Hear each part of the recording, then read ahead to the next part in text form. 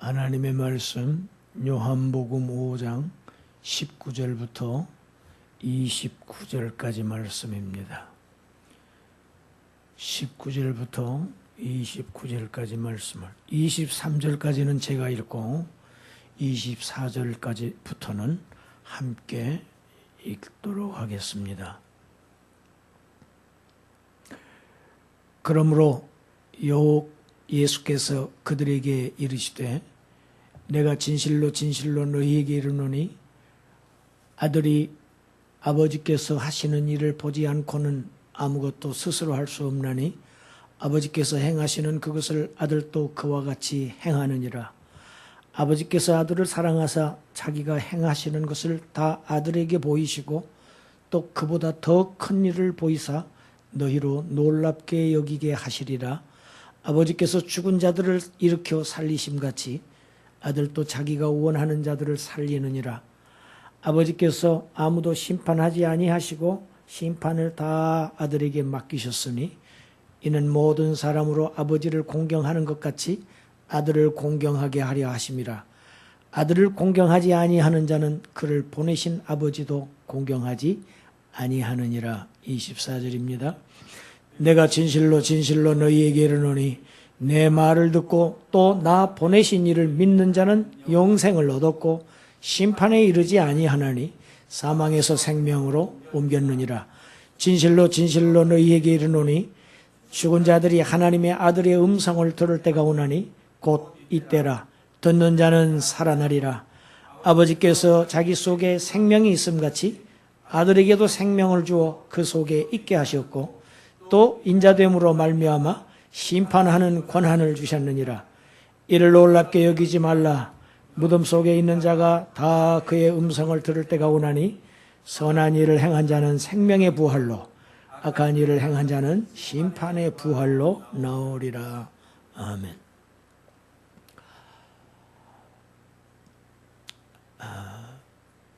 맥추절은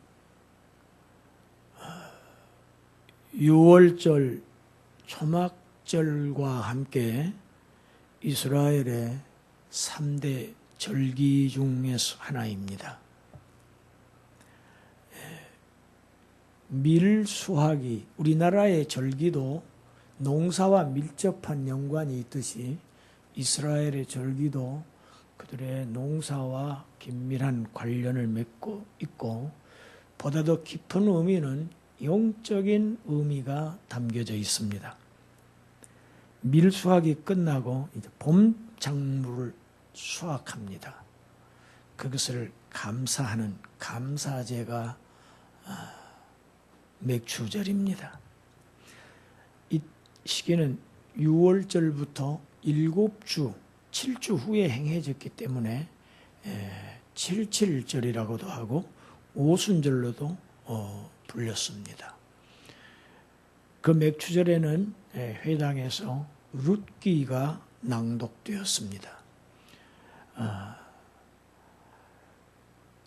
룻이 추수를 하는 추수마당에서 보아스를 만나지요. 아마 그 추수에 관한 내용이 하나님의 현세적인 축복과 어울러서 미래적인 영원한 축복과 이렇게 연결되어 있기 때문에 이렇게 낭독했던 것으로 여겨집니다. 후에는 이날은 이스라엘 민족이 시내산에서 율법을 받았던 그 날로 축하를 했습니다. 그리고 이것이 다시 기독교 신약시대에 와서는 성령 강림절로 이렇게 연결이 되지요. 그간의 날이 아주 몹시 가물어서 농민들의 가슴이 이렇게 바짝바짝 타들어갔는데 이제 비를 주신 하나님께 감사를 우리는 드려야 됩니다. 우리 요엘서 2장 23절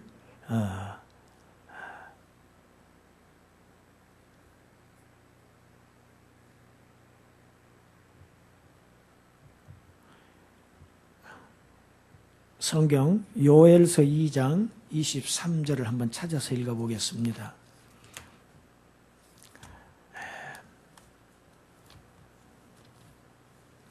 다니엘서 다음에 요엘서지요.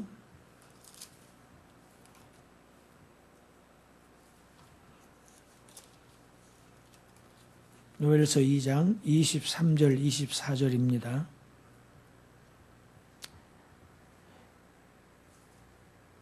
시온의 자녀들아, 못 찾았어요?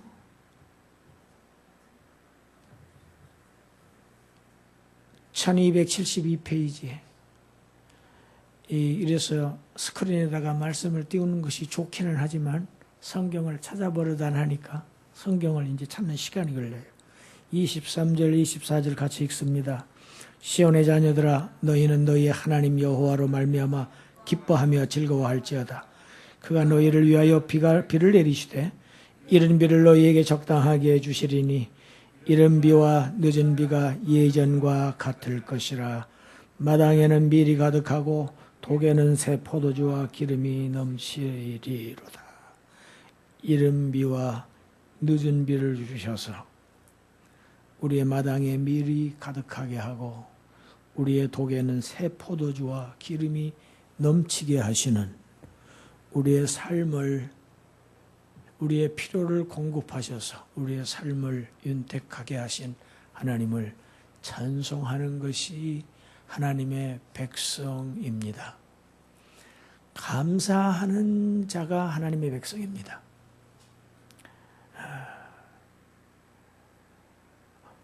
오늘 본문 요한복음 5장 19절부터입니다. 바로 앞절 5장 18절은 예수님께서 38년 된 병자를 고치신 것은 곧 안식일을 범한 죄에 해당이 되고, 뿐만 아니라 자신을 하나님의 아들이라고 해서 하나님을 자기의 친아버지라고 하는 것은 자신의 신성을 주장하는 것으로서 하나님과 동등됨을 표현하는, 그러므로 인해서 신성모독죄를 범한 것이 되어서 이제는 유대인들이 예수님을 죽일 조건이 되었다는 것을 5장 18절이 말하고 있습니다. 그런데 오늘 본문은 유대인들의 예수님에게 그 부과한 죄목, 신성모독죄, 내가 왜 하나님의 아들이라고 하느냐, 하나님과 동등되다고 하느냐, 여기에 대한 예수님의 명쾌한 설명입니다. 기독교의 아주 중요한 교리입니다. 예수님 자신이 하나님과 어떤 관계에 있는지, 그래서 오늘 설교의 제목이 아버지와 아들입니다. 하나님을 계시할 수 있는 자는 신이어야만 합니다. 만약에 저의 뜻을 여러분에게 나타내고자 한다고 하면 저와 똑같은 사람이어야 완전한 계시가 가능할 것입니다. 사람을 짐승이 계시할 수 없고 곤충이 계시할 수 없듯이 하나님을 계시할 수 있는 분은 하나님이셔야 됩니다. 동시에 하나님을 인간에게 계시하여야 되기 때문에 그 계시자는 신성을 가지신 동시에 인성을 지니셔야만 사람에게 하나님을 나타낼 수 있다는 것이 기독교의 삼위일체 교리의 바탕입니다. 아버지와 아들의 관계입니다. 이것은 어떤 교파에서 주장하는 것처럼 아버지라고 해서 성별을 얘기하는 것이 전혀 아닙니다. 성경을 전혀 이해하지 못한 결과입니다. 그래서 하나님 아버지, 어머니하고 부르는 그런 망발을 범하고 있는 것입니다.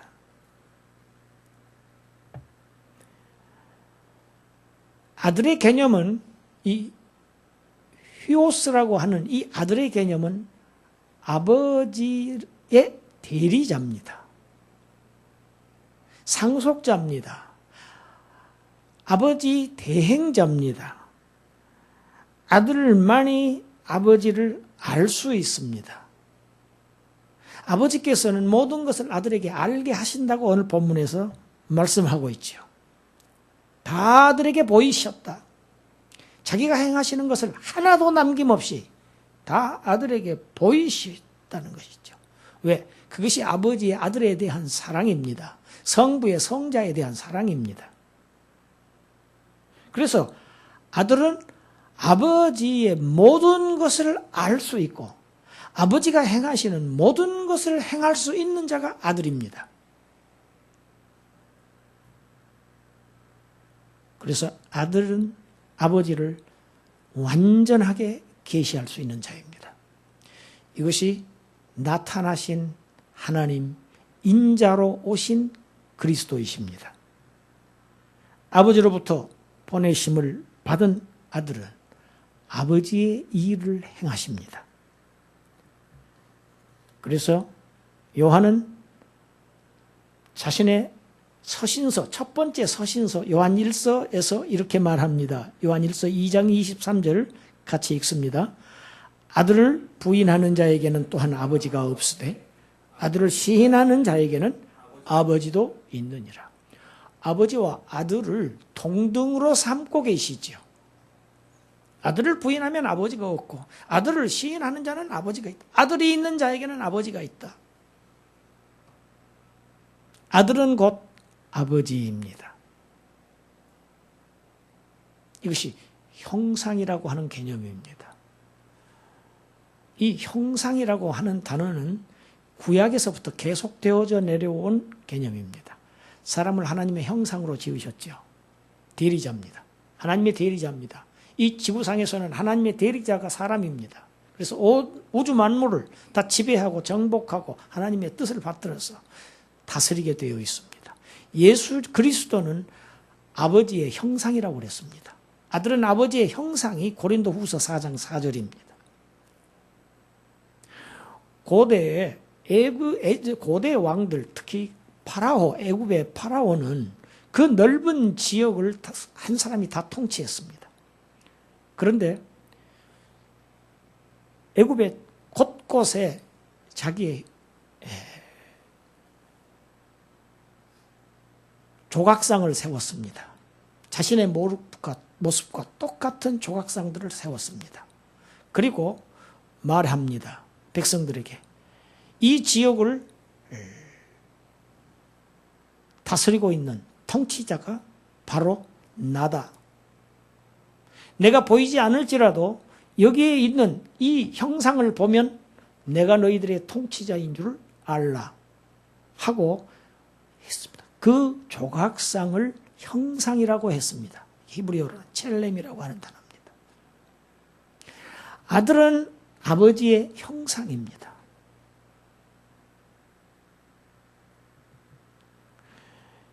지난주일 17절에서는 내 아버지께서 이제까지 일하시니 나도 일한다고 예수님께서 말씀하셨습니다. 우리 알고 있습니다. 창세기 2장 7절에서 흙으로 지으신 사람에게 하나님의 기운을 불어넣으셨습니다. 하나님의 숨을, 생명의 숨을 불어넣으십니다. 그랬더니 그 흙으로 지음받은 그 무생명, 생명 없었던 존재가 에게 생명이 부여되었습니다. 이것이 생명입니다.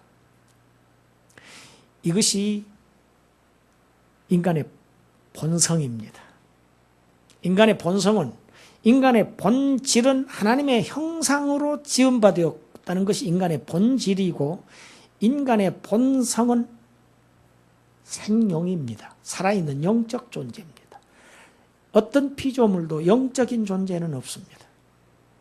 이 지구상에, 이 우주에 영적인 존재는 오직 하나님의 형상으로 지음받아서 하나님의 생명을 불어넣어서 생명체가 되게 하신, 본래는 흙덩이였지만 먼지였지만은, 진흙이었지만은 이제 살아있는 영적인 존재가 되어서 하나님과 교통할 수 있는 존재, 이 특별한 존재가 사람입니다. 그 사람이, 최초의 사람이, 그 특권을 얻은 사람이 하나님의 말을 듣지 않고 사탄의 말을 듣습니다. 하나님께 불순종하고 사탄에게 순종한 결과가 인생에게 죽음이 왔습니다. 우리는 다 아담의 후손들입니다. 왜? 아담 보고 죽으리라 하셨는데 그 동일한 죽음이 우리 모든 인생들에게 임하는 것을 보면 우리는 아담의 후손이라는 것이 분명합니다. 아담이 지었던 그 원죄가 우리에게까지 다 물려져 왔다는 것을 보여주는 것이 우리의 육체의 죽음입니다. 최초에 흙으로 사람을 지으시고 그에게 생명을 불어넣어 주신 분은 하나님이셨습니다. 이 세상에 죄악이 관영한 이 세상에 노아 홍수 때 홍수로 심판하신 분도 하나님이십니다. 소돔과 고모라에 불과 유황을 내리신 분도 하나님이십니다. 무슨 말씀입니까? 생명을 주는 일도 심판을 하는 일도 이 일은 하나님께 속한 일입니다. 그런데 오늘 21절 죽은 자들을 일으켜 살리는 일, 죽은 자들을 일으켜 살리시는 일, 생명 주는 일입니다. 그리고 22절에 심판하는 일, 이것은 아버지의 일인데 이제 이 일을 인자로 오신 아들에게 맡기셨다는 것이 26절, 27절입니다. 인자로 오셨기 때문에 스스로 천하게 되셨습니다. 자신을 한없이 낮추셔서 죽기까지 아버지의 뜻을 따르는 그에게 이제 하나님께서 무한한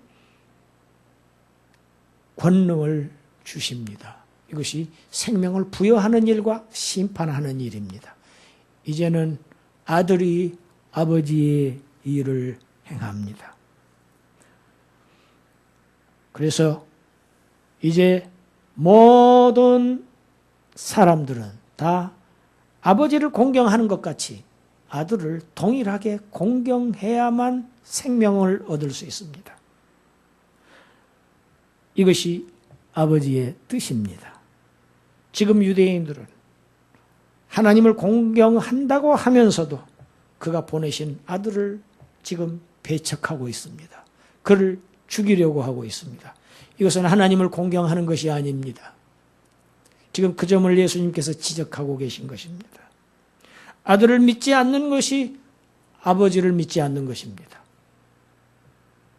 생명을 얻을 다른 이름을 우리에게 주신 일이 없다고 사도행전 4장 12절에 구원을 얻을 만한 다른 이름을 우리에게 주신 일이 없다고 했습니다. 예수 외에는, 인자로 오신 그리스도 외에는 구원 얻을 이름이 이 땅에 있지 않습니다. 순종해야 심판을 받지 않고 영생을 얻습니다. 광야에서 장대에 높이 들려졌던 뱀처럼 이제 십자가에 높이 못 박혀서 들리시고 하늘로 높이 들려 올라가실 그런 아들을 믿어야만 멸망하지 않고 영생을 얻도록 하셨다는 것이 우리가 보았던 요한복음 3장 14절부터 16절까지 잘하는 말씀입니다. 어떻게 해서 사람들에게 사망이 왔습니까? 에덴 동산에서 태초에 아버지의 말을 듣지 않고 불순종한 결과 생명에서 사망으로 옮겨졌습니다. 이것이 아담의 후손들의 운명입니다. 이제 다시 한 번의 기회가 주어진 것입니다. 아들을 순종하는 자가 사망에서 다시 생명으로 복원되는, 회복되는 이러한 기회가 주어진 것입니다. 그래서 요한은 자신의 서신서 요한일서 5장 12절에서 이렇게 말합니다. 같이 읽겠습니다. 아들이 있는 자에게는 생명이 있고 하나님의 아들이 없는 자에게는 생명이 없느니라. 이제는 아들이 있어야 생명이 있습니다. 아들을 믿어야 생명을 얻습니다. 지금 많은 유대인들이 하나님의 선민이라고 하면서 하나님을 믿는다고 하면서 하나님의 뜻을 모릅니다. 하나님의 뜻은 아들을 믿는 것, 아들의 말을 듣고 아버지를 믿는 것입니다. 하나님의 아들이 없는 자에게는 생명이 없다고 명쾌하게 지금 선을 긋고 있습니다. 여기에서 내 말을 듣고 또 나 보내신 이를 믿는 자는 영생을 얻었고 심판에 이르지 아니하나니 사망에서 생명으로 옮겼느니라. 옮겼느니라. 이 24절은 믿는 사람은 지금 이미 현세에서 벌써 영생을 얻은 것이라고 말씀하고 있습니다. 옮겼느니라. 이것을 실현된 종말론이라고 합니다. 하나님의 나라가 이미 임했다는 것입니다. 구원을 이미 얻었다고 얘기하고 있습니다. 그러나 다음 25절에서는 어떻게 얘기하고 있습니까? 죽은 자들이 하나님의 아들의 음성을 들을 때가 온다고 합니다. 이건 미래적입니다. 25절 이하는 미래적 종말을 얘기하고 있습니다. 그러니까 실현된 종말론과 동시에 미래적 종말론을 얘기하고 있습니다.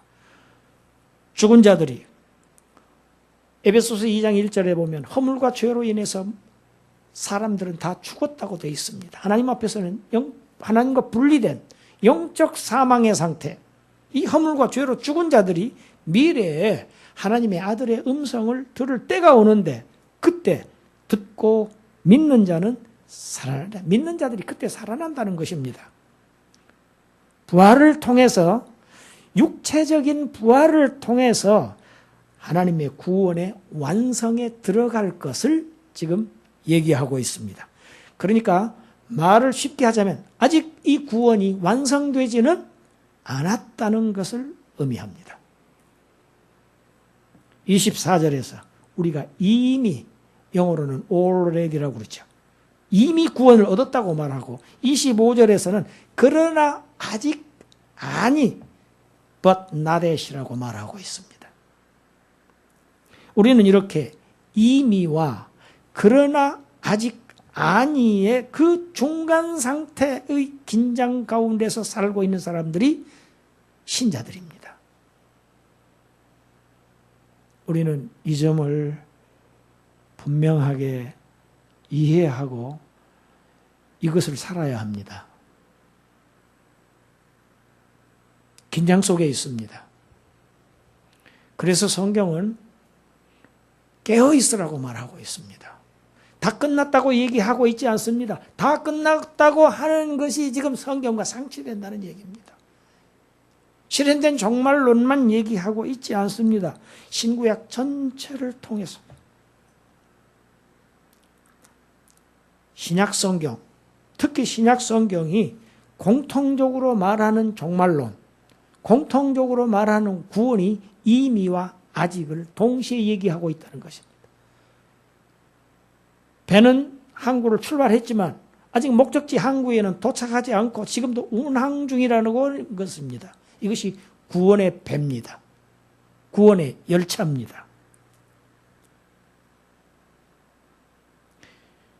바울은 이것을 조금 다르게 표현합니다.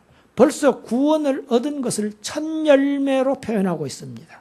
이 첫 열매는 마지막 열매의 보증으로 얘기하고 있습니다. 첫 열매를 우리는 받았다는 것입니다. 마지막 수확에 대한 보증금은 첫 열매가 보증금의 역할을 한다는 것입니다. 반드시 될 것이지만 이미 지금 실현된 것은 아니라는 것을 의미하고 있습니다. 신구약 전체를 통해서 우리의 구원은 약속, 즉 언약의 형태로 주어졌습니다. 하나님의 백성들에게는 구원이 약속되어 있습니다. 천국을 주시겠다고 약속하셨습니다. 그러나 우리의 모습은 어떻습니까? 신자들의 모습은 여전히 세상에서 죄와 날마다 싸워야 합니다. 날마다 삶 속에서 고통과 번민과 질병 속에서 늘 살아갑니다. 그러다가 마침내 신자들도 육체의 죽음을 동일하게 불신자처럼 맞이하게 됩니다. 이것이 바로 우리의 구원이 아직 완성되지 않았다는 증거입니다. 그러나 우리에게 언약하신 하나님은 신실하셔서 자신의 약속을 확실하게 성취하시고 이루신다는 것이 하나님의 약속입니다. 하나님은 인생이 아니시니 시건치 아니하시고 후회가 없으시도다. 마음을 바꾸시지 않는다는 것입니다. 이것이 성도의 이것을 견인이라고 합니다. 끝까지 우리를 데리고 가시겠다는 약속은 변함이 없으시다. 이게 영원하신 하나님이기 때문에 그렇습니다. 아들이 38년 된 병자를 고치는 것을 보고 사람들은 놀랐습니다. 과거에 어떠한 유대 종교 지도자들도 하지 못한 일을 이 젊은 청년 예수가 해내는 것을 보고 그들은 깜짝 놀라고 긴장했습니다. 종교 지도자들, 기득권을 가진 자들은 그때부터 시기하고 질투하고 이제는 떨기 시작했습니다. 그러나 오늘 본문 예수님의 말씀은 무엇입니까? 이것을 보고 너희들이 놀라느냐? 이것과 비교가 되지 않는 크고 놀라운 일을 행할 것을 말씀하십니다. 아들이 다시 오시는 날, 그날에는 더 크고 놀라운 이 일들이 일어날 것입니다. 무덤 속에 있는 모든 육체들이 다 부활할 것인데 이 부활의 양태가 두 가지의 부활을 보여주고 있습니다.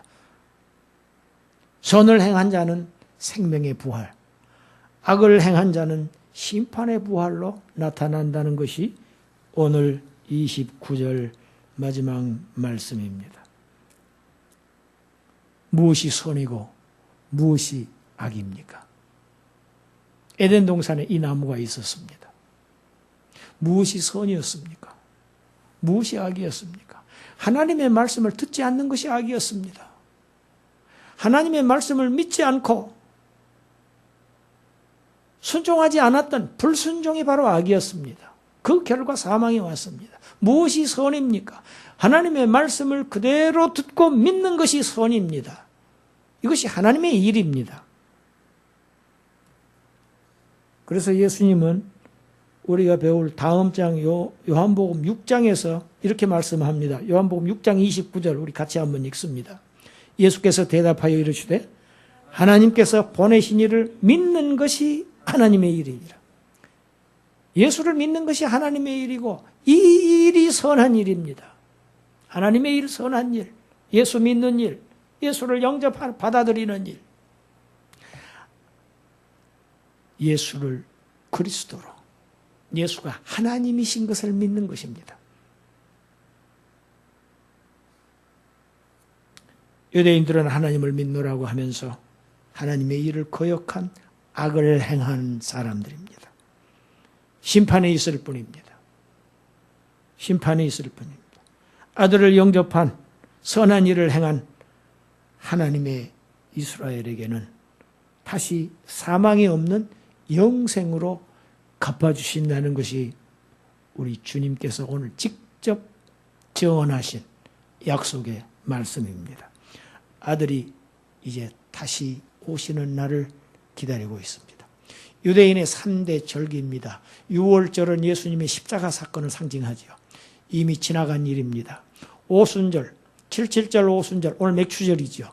성령께서 지상에 강림하셔서 이제 이 보편성을 띄웁니다. 구약에 국한적으로 역사하셨던 성령께서 이제는 모든 신자들에게 다 똑같이 성령께서 내주하셔서 그들을 인도해 가십니다. 이제 나머지 절기 하나 남았습니다. 이것이 초막절입니다. 이것이 수장절입니다. 알곡을 추수기가 남았습니다. 알곡을 수확해서 천국 곳간에 모아드리는, 그러니까 절기 두 절기는 지나갔고 이제 수장절만 남았습니다. 우리 주님 다시 오시는 날 알곡들은 추수되어서 이제 몸의 부활을 통해서 이제는 다시 사망이 없는 몸, 영원히 죽지 아니할 몸, 주님의 부활하신 그 부활의 몸을 우리가 똑같이 입어서 이제는 주님과 함께 새 하늘과 새 땅에서 영원히 살게 될 것입니다. 이 때, 이 순간을 기다리는 것이 성도들의 유일한 소망입니다. 우리의 소망입니다. 우리 함께 합시다. 몸이 다시 사는 것과 영원히 사는 것을 믿사옵나이다. 다시 사는 것은 육체의 일입니다. 예수님도 육체를 가지고 성천하셨습니다. 새로운 몸, 부활체를 가지신 채 성천하셨습니다. 그 몸을 가지시고 모든 사람이 보는 가운데서 재림하실 것을 약속하셨습니다. 그때 우리의 몸도 부활의 몸으로, 완전한 몸으로 변화될 것입니다. 이것이 우리의 부활입니다. 몸이 다시 사는 것, 그래서 영원히 사는 것, 이것을 우리의 신앙의 마지막 종착점입니다. 구원의 완성입니다. 이 지점을 향해서 쉬지 말고 힘을 다해서 열심히 순종하며 일하며 이 구원을 이루어가며 하나님 나라를 위해서 사시는 그러한 복된 여러분이 되시기를 주님의 이름으로 축원합니다. 기도하겠습니다. 하나님 감사합니다. 우리에게 약속하신 이 약속을 저희들이 믿고 의지하고 이 약속을 쟁취하기 위해서 우리가 열심을 다하는, 믿음을 가지고 땀 흘리며 힘쓰고 애쓰는 그러한 저희들 되어서 아버지 주님 만나는 이 날에, 이 복된 날에 저희들에게 주실 그 면류관을 기대하는 자들, 면류관을 준비하는 이 일에 게으르지 않고 충성된 자들로 살아가게 하여 주시옵소서. 그런 교회가 되게 하여 주시옵소서. 예수님 이름으로 기도드리옵나이다. 아멘.